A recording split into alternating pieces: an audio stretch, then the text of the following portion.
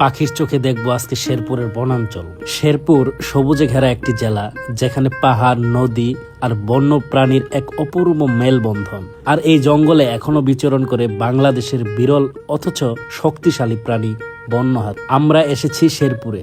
আধুনিক প্রযুক্তির সাহায্যে ড্রোন ক্যামেরা দিয়ে খুঁজে বের করব এই রহস্যময় হাতিগুলোর অবস্থান। জঙ্গলের ভিতর প্রবেশ অনেক সময় বিপজ্জনক, তাই ড্রোনই হবে আমাদের চোখ।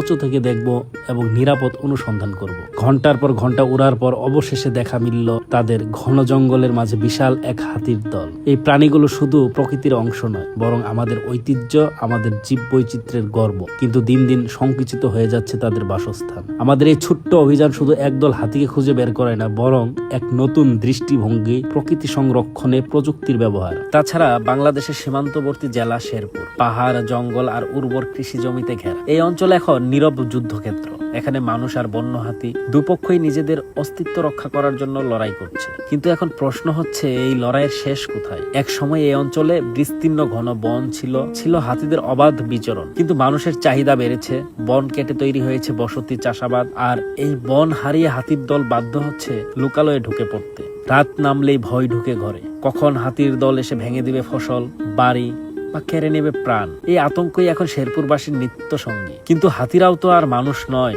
যে বুঝবে সীমারেখা। তাদের জন্য এই সংঘাত এক বেঁচে থাকার সংগ্রাম। বন নেই, খাবার নেই, তাই তারা ছুটে আসে ভরসার খুঁজে। এই দ্বন্দ্বে প্রাণ হারাচ্ছেন মানুষ, আবার বিদ্যুতের তারে জড়িয়ে মরছে হাতি। উভয় পক্ষই ক্ষতিগ্রস্ত। এই লড়াই কেউ জেতেনি, হেরেছে সবাই। এই দ্বন্দ্ব থেকে মুক্তির একমাত্র পথ সহ অবস্থান, প্রযুক্তির মাধ্যমে পূর্বাভাস, চলাচলের করিডোর তৈরি এবং স্থানীয় সচেতনতা বৃদ্ধি। কেবল এই তিনই পারে শান্তির পথ দেখাতে। মানুষ ও হাতি দুজনেই স্রষ্টার সৃষ্টি। প্রকৃতির জন্য এক অপরিহার্য।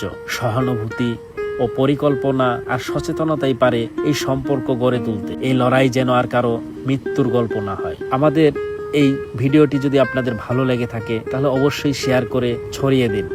মানুষের মাধ্যমে সচেতনতা বোধ জেগে উঠুক।